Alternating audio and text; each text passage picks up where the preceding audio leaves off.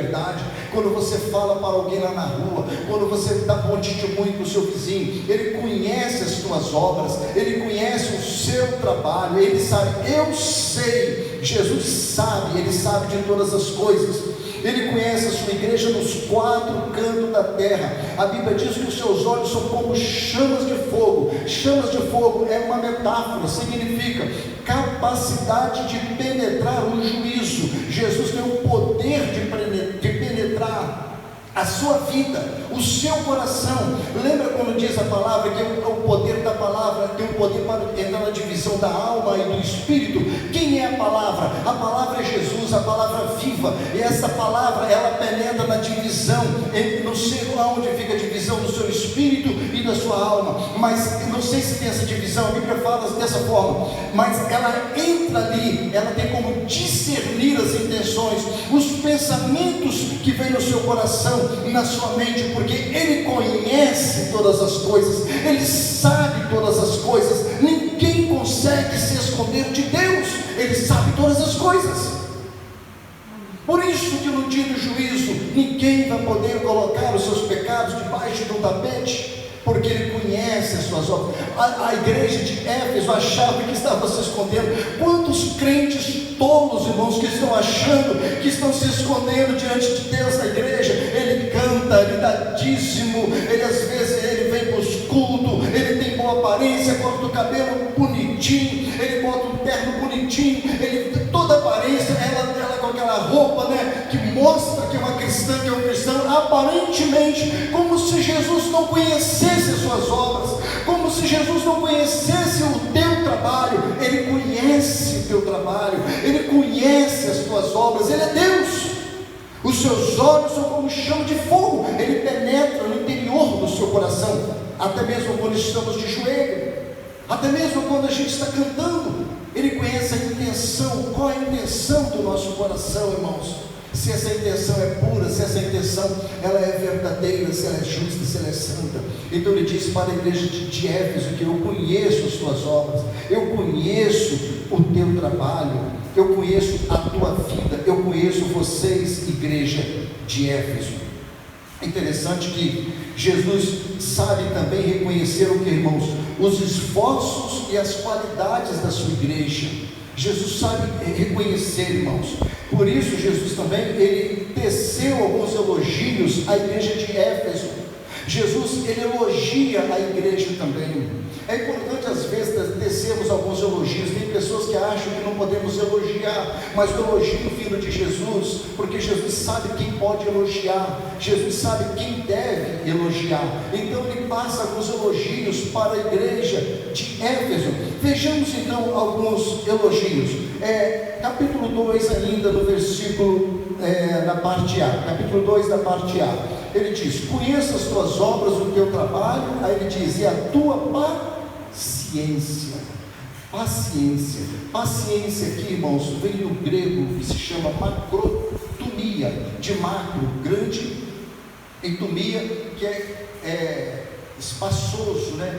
Pacientemente, longânimo, é longanimidade, ou seja, é uma paixão, é um tumos, vem de furor de ira, ou seja, você deixa o seu furor, a sua ira, os seus desejos, eles precisam ser esticados, macrotumia. Ele fala, a paciência, a sua longanimidade, através do sofrimento, das lutas, as dificuldades que você está atravessando, é necessário que você tenha o quê? Paciência, seja longânimo. E essa paciência precisa de quê? De macrotumia, que ela seja alongada por causa das perseguições, por causa das lutas. As dificuldades eram muito grandes em Éfeso, mas ele tinha a macrotumia, era paciente, era longânimo, ele esticava essa paciência. A paciência que Deus dá para nós, irmãos, como está ali nos frutos do Espírito, é muito necessário, porque a paciência de Jesus é uma paciência alongada, não é aquela paciência. Já viu o crente que diz que eu tenho um pavio curto, não pode mexer comigo que eu não tenho paciência? Esse crente precisa se converter. Cristão que diz que tem pavio curto precisa se converter. Eu sou crente, mas se pisar no meu pé eu viro uma jararaca. Eu sou crente, mas se pisar em mim eu viro bicho. Já viu? Já vi crente falar isso que vira bicho, irmãos. Precisa do fruto do Espírito. Às vezes ele fala línguas, às vezes ele profetiza, às vezes ele faz e acontece dentro da igreja, ele é o bicho mesmo dentro da igreja, só que ele não tem uma cultumia, ele não é longânimo, ele não tem fruto do Espírito, e é necessário ser paciente de Jesus, ter o fruto do Espírito, ter paciência, e a igreja de Éfeso tinha isso. Eles eram pacientes diante do furor do inimigo, da ira do inimigo, das perseguições, das lutas que eles enfrentavam. Eles eram longânimos. Então eles precisavam de quê? Da perseverança em meio às provações, a perseverança, né, em meio às provações, porque isso era agradável a Deus. Essa perseverança, essa longanimidade, essa paciência, irmãos, isso agrada a Deus. Às vezes nós queremos agradar a Deus com o nosso trabalho, achando que é o nosso ativismo religioso, é o que eu vou fazer demais. Não, e Jesus está pedindo simplesmente o quê? Perseverança, longanimidade, paciência nas tribulações, nas perseguições, paciência com sua esposa, paciência com seu marido, paciência com seu patrão, paciência com seu funcionário, paciência com os irmãos da igreja, paciência, longanimidade nas provações, nas perseguições. E isso a igreja de Éfeso tinha, e isso é necessário para que se possa entrar no reino de Deus, porque ninguém vai entrar no reino de Deus falando em línguas estranhas. Ninguém vai entrar no reino de Deus porque expulsa demônios. Jesus não disse isso, ainda que pode entrar sim, se tiver uma vida santificada, mas ele disse que o fruto do Espírito é que vai nos fazer ter uma vida de santificação e podemos adentrar no reino de Deus, mas não porque eu expulso demônio, porque fala em línguas estranhas, porque o próprio Jesus disse: apartai-vos de mim, maldito, que eu não vos conheço. Eu não vos conheço, Jesus falou. Jesus não conhece gente hipócrita, fingida, que diz que expulsa demônio, que fala línguas estranhas, que tem revelação, que profetiza, que pula, que sapateia, mas é hipócrita, é fingido. Jesus diz: eu não te conheço, cara. Mas ele conhecia a igreja de Éfeso. Mesmo nas perseguições, nas lutas, eles eram perseverantes, eles eram humildes, sinceros nas perseguições, sofrendo, não murmuravam, não criticavam, não perseguia, não falava mal, sofria por amor a Jesus. E nós precisamos aprender a ser cristãos nesses últimos dias que estamos vivendo, porque as lutas virão sobre nós, irmãos, e vamos precisar ser perseverantes, vamos ter que ser humildes. Temos que aprender o fruto do Espírito para suportar as pressões, porque o Espírito do Anticristo já está atuando na terra, irmãos. A gente percebe o cheiro do fogo do inferno. O fumo que sobe do inferno já sobe sobre essa terra. É o cheiro do inferno que está se levantando cada vez mais nessa terra. A perseguição contra a igreja, a pressão psicológica e espiritual, a pressão física sobre a igreja, para que ela possa perder a paciência, a longanimidade, a perseverança nas provações, e aquilo que o irmão Paulo hoje falou ali para mim, e cair da graça e perder a sua salvação em Cristo. Portanto, nós precisamos ter cuidado com isso. A perseguição, irmãos, é a causa de muitos crentes se esfriarem. Muitos crentes se esfriam por causa da perseguição. Jesus falou isso. Nesse tempo, muitos serão escandalizados, trair-se-ão uns aos outros, muitos traíras, né? E uns aos outros se odiarão, e surgirão o quê? Muitos falsos profetas, e enganarão a muitos. Aí Jesus fala: e por se multiplicar a iniquidade, o pecado, o amor de muitos esfriará. Mas aquele cristão que perseverar, que for paciente, que for longânimo, que aprender o fruto do Espírito, perseverar até o fim, esse será salvo. Até o fim quando? Da vida de Jesus ou da morte? Perseverar até a morte. Você pode ir para 80, 90 anos nessa terra e morrer de velhice, mas Jesus pode arrebatar. Ou você pode morrer antes dos 80, antes dos 70, antes de qualquer idade que Deus quiser, mas precisa estar perseverando, porque vale a pena para adentrar o reino de Deus. Jesus falou em Lucas, no capítulo 21, versículo 19: na vossa paciência possuí as vossas almas. Irmãos, as nossas almas, a sua alma, ela está vinculada à sua paciência, não a sua, mas a paciência como fruto gerado pelo Espírito de Deus. A sua alma está vinculada a essa paciência que Deus lhe deu. Então, na sua perseverança, os efésios suportaram provas e não desanimaram. É isso que é o Evangelho. Isso é a verdadeira palavra de Deus. Vamos lá ainda no versículo B, no capítulo 2, ainda na parte B, outra elogio que Jesus disse para a igreja de Éfeso. Capítulo 2, ainda na parte B: conheça as tuas obras, o teu trabalho e a tua paciência. Ele diz: e que não pode sofrer os maus. A igreja de Éfeso, irmãos, não tolerava homens maus. Ela não tolerava homens maus. Depois de tantas advertências sobre perigos de falsos mestres, a defesa da verdade se tornou um ponto forte da igreja de Éfeso. Ela foi tanto alertada que eles defendiam o Evangelho com garra, com força.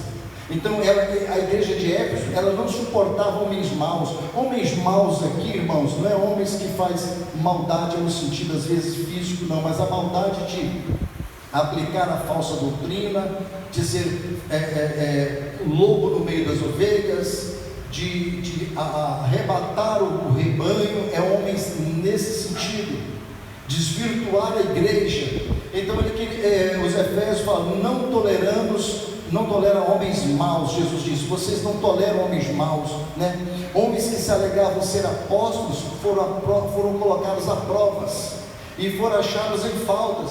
Veja no versículo 10, ele diz: puseste a prova os que dizem ser apóstolos e não são, e os achaste o quê? Mentirosos.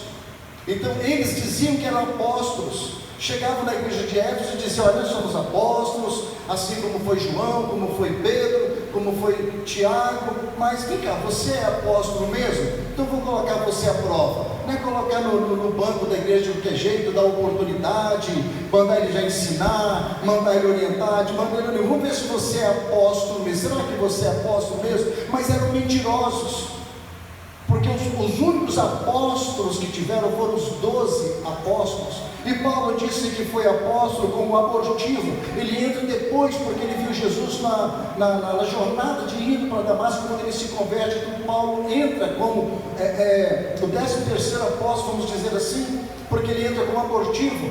A partir dali encerra as cadeias de apóstolos, não tem mais apóstolos. Os apóstolos que nós vemos hoje apóstolos entre aspas, não são apóstolos. Muitos dizem ser apóstolos também, mas não são. São apóstolos de terceira, de quarta, de quinta, de oitava, 15ª categoria. Não eram apóstolos, não são apóstolos. Os apóstolos morreram, não existe mais. Não tem mais apóstolos, acabou. Os apóstolos foram até ali.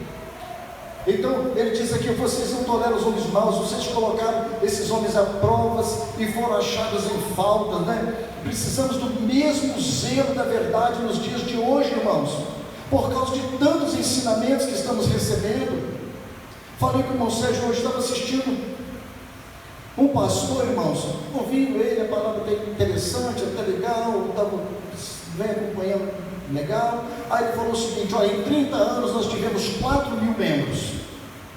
Aí em 2 anos que começou a pandemia, a nossa igreja aumentou para 9.000 membros, quer dizer, de 4 para 9 foram o quê? Aumentou mais 5.000 membros. Falei: olha, já 30 anos, 4.000 membros já estava, é de assustar os cabelos da cabeça, Aí eu falei: vou assistir um culto, vou entrar na igreja dele. Entrei, falei: só estava ouvindo ele falando, porque na pandemia subiu bastante, porque ele começou com esse negócio de fica em casa, vai ensinando, não podia ter mais culto, então travou as igrejas, muita gente, então cresceu para 5.000.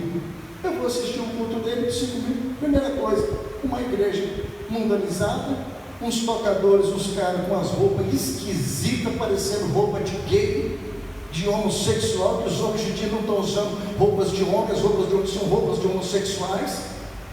Essas calças apertadas, essas roupas apertadas, esses cabelos estranhos, homens com brinco em cima de púlpito, nunca vi uma coisa dessa, com brincos, e estão levantando a mão lá e estão dizendo que estão adorando a Deus. Aonde vamos parar a igreja, irmãos?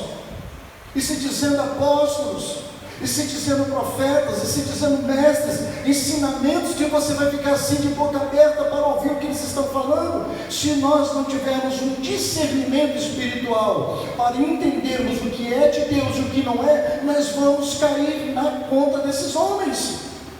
E esse discernimento só vem, irmãos, quando nós ouvimos o verdadeiro evangelho, quando nós realmente colocamos os nossos joelhos no chão e colocamos esses homens à prova, como fizeram os efésios, que não receberam essas palavras enxertadas no coração, mas eles dobravam os joelhos, falavam com Deus, oravam, examinavam as escrituras como os bereanos e colocaram esses homens à prova. E é a prova que vai mostrar quem são os perseverantes, se realmente são apóstolos, ou seja, se são obreiros fiéis, se são homens de Deus, se são mulheres de Deus. Porque, irmãos, o que tem de gente que quer aparecer, o que tem de gente que quer ser, o que tem de gente que quer mostrar que sabe, mas ele não quer passar pelo crivo, não passa pela prova, não passa pela luta, não passa pela dificuldade, ele não foi provado, não foi aprovado pelo Senhor, e precisa passar pela prova de Deus, e precisa passar pela prova dos obreiros, dos líderes da igreja, para saber se realmente são servos, se são apóstolos do Senhor Jesus Cristo. Por isso que está a bagunça da igreja nos dias que estamos vivendo, e vai piorar cada vez mais, porque, torna a falar, o espírito do anticristo está atuando dentro das igrejas, por causa de homens irresponsáveis, por causa de líderes irresponsáveis, irmãos. Porque se não se aparecerem, eles não conseguem ser líderes. Se eles não aparecerem, eles não conseguem ser crentes. Precisam aparecer. Se não der oportunidade, se não mostrar para ele, se não chamar ele, se não der uma credencial para ele, se não colocar ele num pedestal, ele não consegue ser crente. Só consegue ser crente se colocar ele lá em cima, como as estrelas.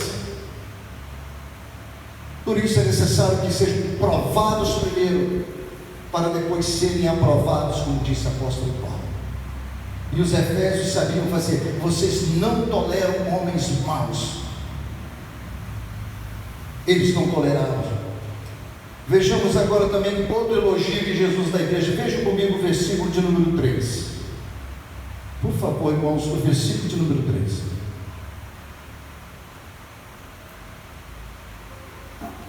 Ele fala: e sofreste, e tens paciência, e trabalhaste pelo meu nome. Aí ele diz: e não te cansaste.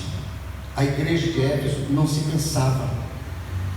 Esse cansar aqui, irmãos, é não cansar de fazer bem. Eles não cansavam de fazer bem, não é cansaço físico, não. Eles faziam bem todos os dias, estavam animados para fazer o bem, para louvar, glorificar a Deus. Então Jesus falou: vocês não se cansam de me louvar, vocês não cansam de me glorificar, de me exaltar. Ou seja, luta está travada, as coisas estão difíceis, mas vocês não se cansam.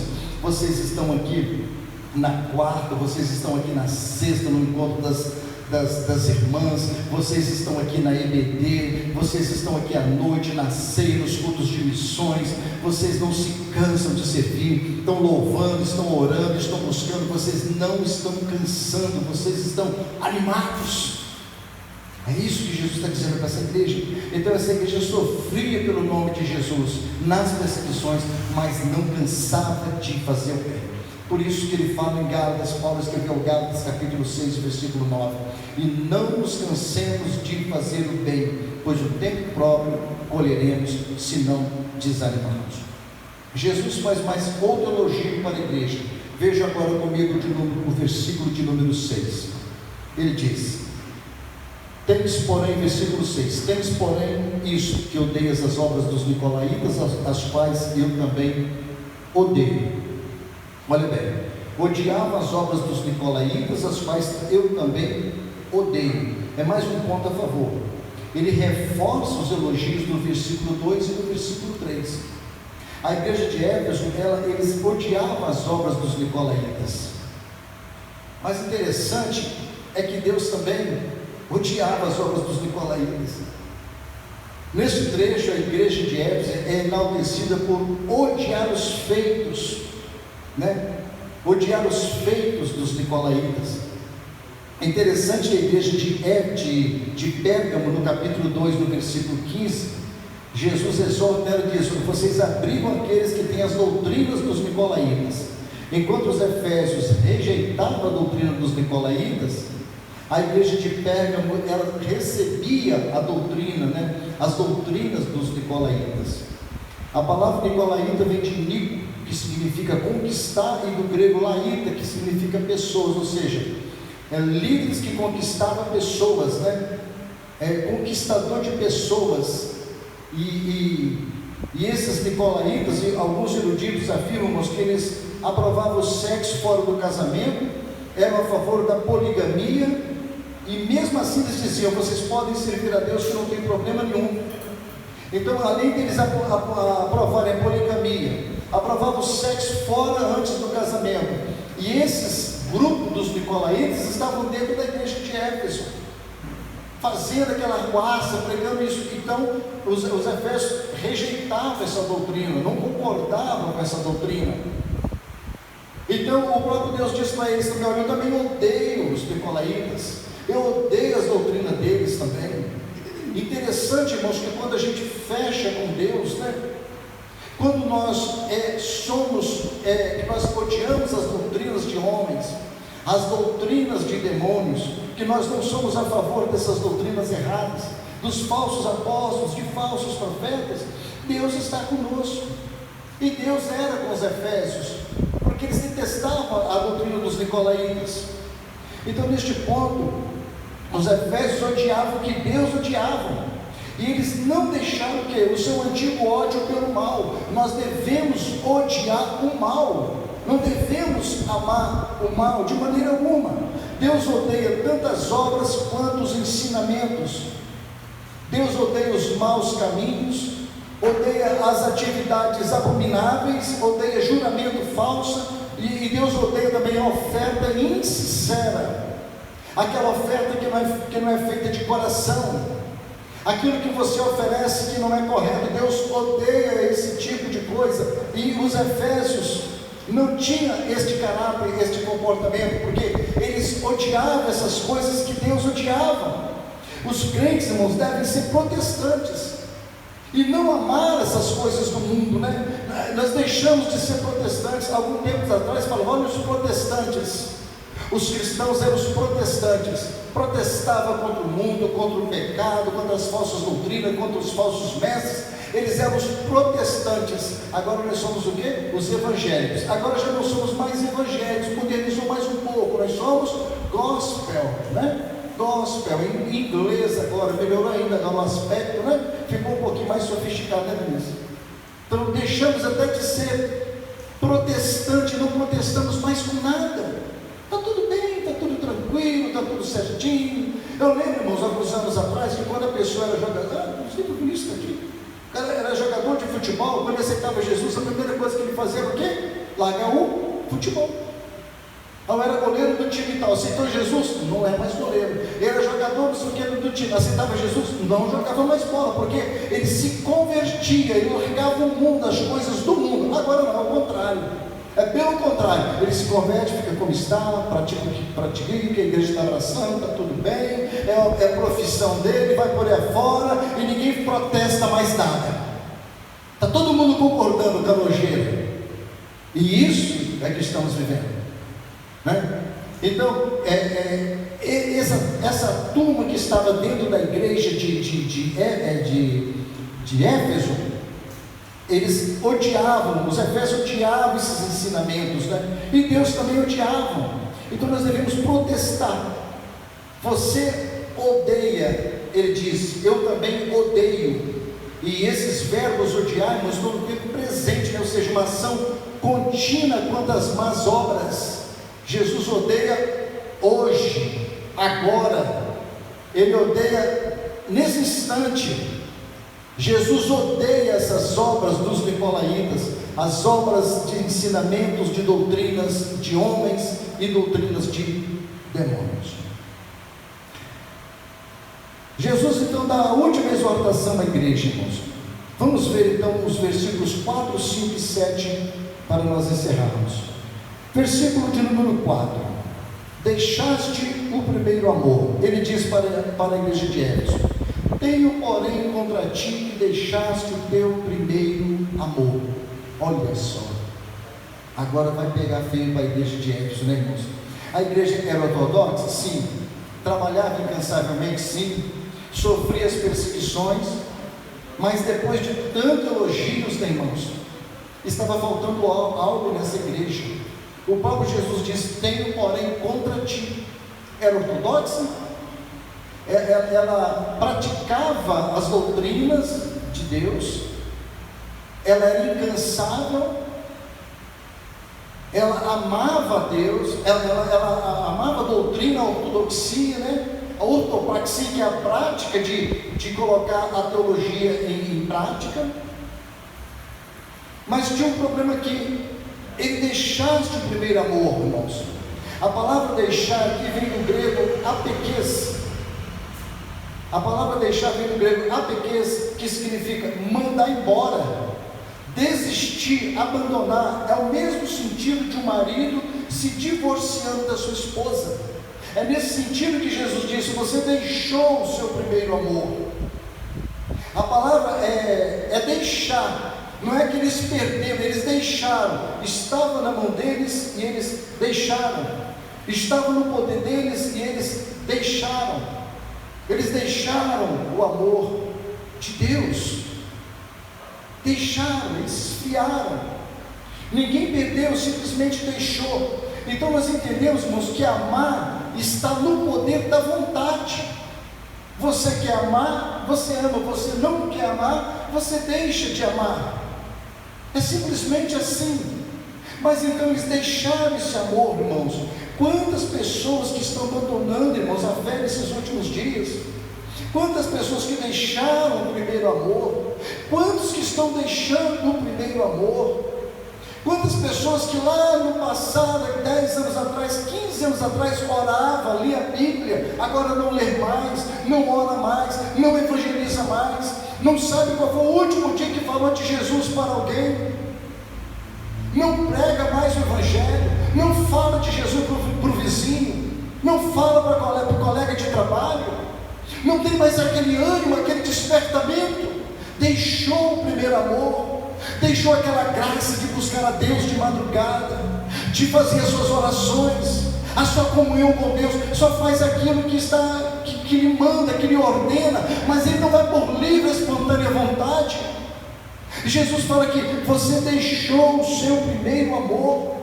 Quantos crentes estão deixando o primeiro amor, irmãos, de Deus? Não tem mais aquele ânimo, aquela alegria, aquele fervor, que quando lia a Bíblia, naquela passagem que Jesus também chorava na Bíblia, ele tinha prazer de ler as Escrituras, ele amava a palavra de Deus, mas não ama mais, esfriou, desanimou, e estão dentro da casa de Deus. Quantos cristãos, irmãos, que estão deixando o Evangelho e virando homossexual, virando mundanos, deixando as coisas de Deus, irmãos, por uma ganância, por uma vaidade pessoal, deixou o primeiro amor, não ama mais a Jesus, porque o princípio de amar a Jesus, irmãos, é quando a pessoa estaria de prontidão para servi-lo com oração. A Bíblia diz que Ana e Simeão todos os dias estavam à porta, servindo a Jesus com rogas e orações e jejuns. Servir a Deus com jejuns em favor das vidas, das almas. Quantas pessoas que não oram mais em favor de missionários, das pessoas que estão perdidas, não ama as pessoas que estão morrendo no pecado, porque perderam o primeiro amor. E Jesus disse para a igreja de Éfeso: olha, João passou aí, Timóteo passou aí, Paulo passou aí, grandes homens meus apóstolos passaram aí, e aquela igreja era para ter aprendidos ensinamentos de Cristo, mas eles deixaram o primeiro amor, simplesmente abandonaram, se esfriaram. Isso só prova, irmãos, que a ortodoxia não significa nada, e é importante que se tenha ortodoxia, o zelo pela palavra, a coisa correta para servir a Deus é importante, mas se não tiver amor não vale nada, porque o amor, como eu disse aqui no início, ele é o fundamento de tudo na nossa vida. Podemos cantar bonito, pregar bonito, estar na igreja bonito, fazer nossa parte aqui bonito, limpar a igreja bonita, abrir as portas da igreja, podemos estar sentados, dizimar, servir aqui, podemos ser ortodoxos, botar saião lá embaixo, saião lá em cima, botar roupa, botar chapéu na cabeça, podemos colocar o que for, mas se não tivermos amor não vale nada para Deus. Nada vale para Deus, irmãos. Muitos cristãos estão se enganando com isso por causa de aparência. E Jesus conhece. Ele fala: lembra-te de onde caíste. Ele fala: lembra de onde caíste. Quando nós somos chamados, irmãos, do deserto deste mundo, que nós estávamos perdidos no deserto lá, Jesus nos resgatou, nos chamou, e nós tínhamos prazer de servi-lo. Hoje nós não temos mais prazer, vemos empurrado para a casa de Deus. Parece que tem uma coisa que empurra, temos mais prazer no negócio, em construir, em fazer, em ter a minha casa, meus negócios, minha casa, minhas roupas bonitas, o que eu vou prosperar, a minha faculdade, o que vai ser meu futuro, mas não pensa no céu, não pensa em Jesus, não pensa nas coisas celestiais, porque o coração só se preocupa com as coisas deste mundo. Jesus disse que porventura gerará fé na terra, irmãos, quando vier o Filho do Homem. Se acha que o mundo tem fé, o mundo não tem fé. Se acha que as pessoas que estão no mundo têm fé, não tem fé. Quem tem que ter fé somos nós. E a nossa fé vai nos levar a nós a orarmos, a buscarmos, a voltar ao primeiro amor. Por isso ele diz: lembra-te de onde caíste. Onde foi que você parou? Aonde foi que você estacionou? É necessário que nós possamos dar um pulo, um despertamento e voltar e subir para onde nós caímos. Nós devemos memorizar, voltar a pensar sobre isso, começar a pensar de onde foi que nós paramos. Então Jesus ele exorta a igreja para um processo de 3 etapas: lembrar, arrepender e fazer. Nós precisamos lembrar, arrepender e fazer. A mudança de mente, irmão, se chama metanoia. Nós precisamos de uma mudança de mente e voltar ao primeiro amor, voltar a buscar a Deus com sinceridade. Eu lembro do pastor João, que ele sempre falava: irmãos, quem não ora na igreja, não ora em casa. João Rodrigo falava isso. E tem crentes que não tem mais prazer de orar, irmãos. Acorda de manhã, a primeira coisa que ele pensa na sua comida, na sua bebida, nos seus negócios, nos seus pensamentos, a primeira coisa que ele pensa não é nas coisas de Deus. Ele pensa na vida dele primeiro. Isso é muito ruim, isso não é legal.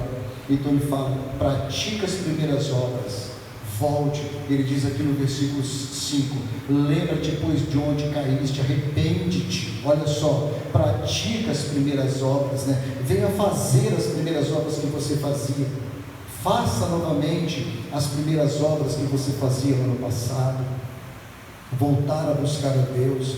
Por isso que essa igreja, irmãos, ela está sendo preparada para a manifestação do anticristo. Quando fala lá da grande Babilônia, que é o conjunto das religiões que vão abraçar o anticristo quando ele se manifestar na terra, quando Jesus arrebatar a verdadeira igreja, essa igreja apóstata que vai ficar aqui na terra, essa suposta igreja, ela vai abraçar os feitos do anticristo, porque ela está sendo preparada para isso por causa do mundanismo. Estava vendo hoje aquele rapaz que deixou o evangelho, cantou desde menininho, agora virou homossexual. Está cantando música para Jesus depois que virou homossexual. E um monte de pastor abençoando, aprovando ele. Vai, meu filho, vai fazer a missão de Deus diabo, né? A missão de Deus de Satanás, a missão de Deus dos infernos. Vai fazer a obra de Deus, Satanás. E os pastores abençoando ele, e um monte de crente besta, irmãos, apoiando eles. Coitadinho, nós não podemos ser homofóbicos, nós não podemos falar mal agora, nós temos que falar bem. Não pode falar não, tem tem que falar bem, não pode exortar mais não. Deixou o evangelho, deixou a igreja, os pais ensinaram mal, a igreja ensinou mal porque não exortou, agora está lá neste mundo pecaminoso, não sabemos, só Deus sabe o que vai acontecer com a alma da criança, do jovem como este. Vai servir ao diabo, porque deixou o primeiro amor. Precisa de uma mudança de mente. Jesus disse para eles no versículo 5 da parte dele: lembra-te, pois, de onde caíste, arrepende-te e pratica as primeiras obras. Ele fala: quando não, brevemente a ti virei. Olha só, irmãos, Jesus afirma: estou chegando ao encontro de vocês. Vai ser um encontro iminente, ninguém espera, vai ser rápido, eu vou vir de encontro a vocês, então virei a ti. Ele diz: quando não, brevemente a ti virei. Brevemente de Jesus é brevemente, irmãos, é brevemente. O nosso tempo nessa terra é muito curto, nós passamos muito rápido, o tempo passa muito rápido, os dias vão estalando, vão passando, é um tic-tac. Você antes era um adolescente, hoje você já é um adulto. Você era uma criança, hoje você é um adolescente. Você cresceu, você desenvolveu, o tempo está passando, o tempo está curto, os dias estão passando. Jesus falou: brevemente virei a ti. E Ele vai vir sobre esse tipo de pessoas. Então, irmãos, nós precisamos ter cuidado com a nossa vida, nós precisamos dar fruto. Jesus, quando nós deixamos de dar fruto, Jesus tira o nosso castiçal, Ele tira o nosso castiçais. Ele diz aqui no versículo 5: quando não, brevemente te virei. Ele fala assim: e tirarei do seu lugar o teu castiçal, ou seja, o teu candeeiro. Ele repreende a igreja, ele vai tirar a luz que tem naquela igreja. Ele repreende a Éfeso: esse candeeiro, essa luz que tem, eu vou tirar de vocês se vocês não se arrependerem. E essa é a exortação: eu vou tirar a luz que tem em vocês ali. E isso é muito sério. Jesus disse em João 15:2: toda vara em mim que não dá fruta, tira e limpa toda aquela que dá fruto, para que dê mais fruto.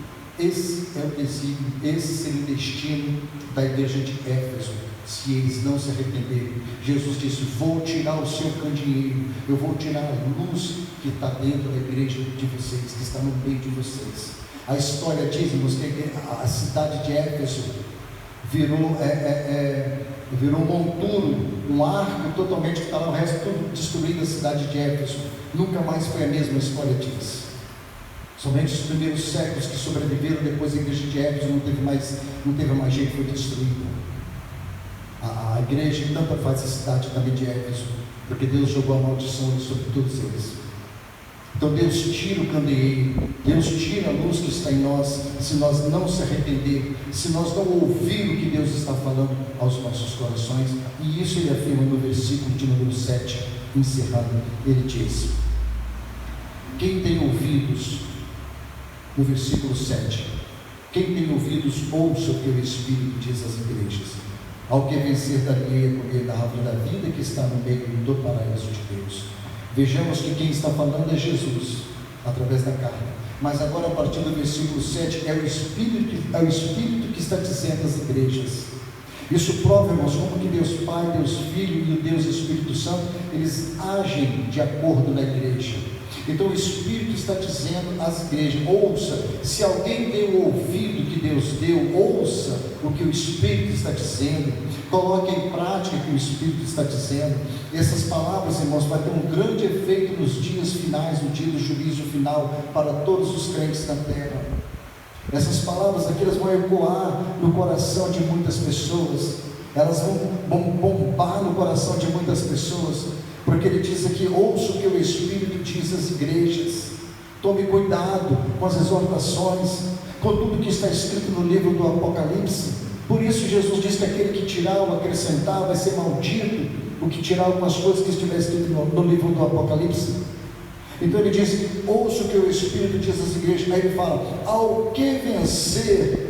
Ao que vencer. Por que vencer? Porque ele entende que a igreja é uma igreja de vitória, de vencedores. Nós estamos numa guerra, numa batalha, numa luta. Nós estamos numa arena pelejando. Então nós precisamos ser vencedores, irmãos. Nós não podemos ouvir a palavra aqui, entrar no ouvido e sair no outro. Jesus não diz: quem tem orelha ouça. Ele diz: quem tem ouvidos, ouça. É um ouvir espiritual, é um ouvir com o coração, receber a palavra com o coração.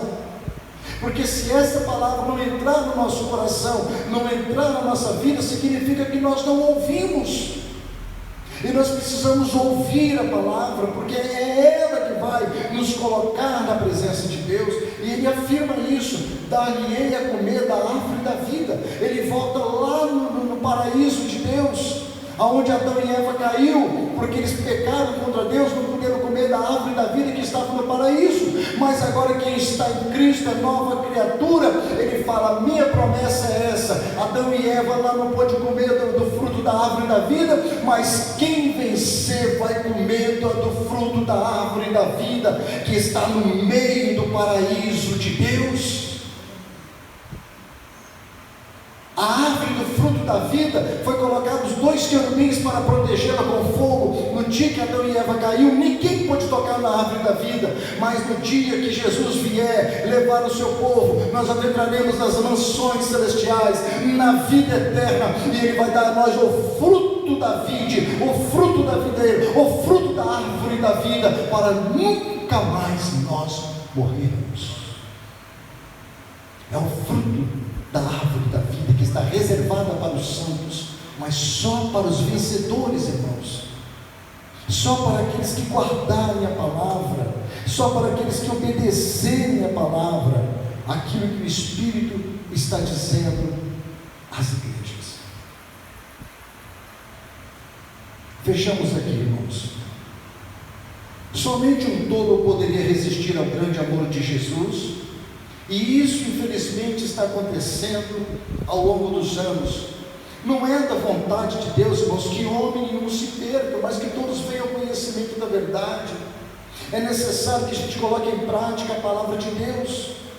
É necessário que nós venhamos nos arrepender, abrir o coração, irmãos, para que Ele possa fazer morada. Ele não tem prazer na morte do ímpio, mas Jesus quer que o ímpio se converta, que o homem se converta diante dele, tome a decisão ao lado dele, pelo poder da sua palavra. É possível servir a Deus, ser-lhe fiel, independente das atitudes de outros, irmãos. Portanto, nós devemos ouvir a voz do Senhor, porque ninguém vai poder dizer assim: Senhor, eu não fui fiel, eu não te servi, Senhor, por causa de fulano, por causa de ciclano. Não, a Bíblia diz, olhando para Jesus, autor e consumador da nossa fé, quem vai transmitir fé, quem vai te alegrar, quem vai te fortalecer é Jesus, não é irmão A, nem irmão B, nem irmã C, é Jesus quem te vai te fortalecer. Por isso devemos prestar atenção. E os vencedores são os verdadeiros crentes. Não existe, irmãos, uma elite espiritual, não tem isso. É a fé, o segredo de qualquer homem alcançar a vitória. Não tem elite espiritual. Isso é um engodo que estamos vivendo. Aquilo ali é poderoso, aquela mulher é poderosa. Não, é a fé que Jesus te deu, na sua simplicidade, que você vai alcançar a vida eterna. O pecador foi banido do Éden de Deus, e ele por si só é impossível alcançar a árvore da vida, mas em Cristo a vida eterna transborda de prazer e glória. Quem participa dos sofrimentos de Cristo agora em obediência, certamente participará na eternidade. Através do sofrimento, das lutas agora por amor de Cristo, você vai participar da glória eterna na pessoa bendita de Jesus Cristo. Portanto, vale a pena. Vamos voltar ao primeiro amor. Vamos entender o que Deus quer para as nossas vidas. Que Deus possa nos abençoar grandemente, em nome de Jesus. Feche os teus olhos mais uma vez e pense na graça de Jesus Cristo, o que Ele fez na cruz do Calvário. Não deixe seu pensamento desligar quando estiver na casa de Deus. Vamos orar ao Senhor. Senhor, nós te louvamos pela sua palavra. Nós te louvamos, ó Deus, porque tu és maravilhoso e glorioso. A tua palavra é vida, a tua palavra transborda em nós alegria e felicidade.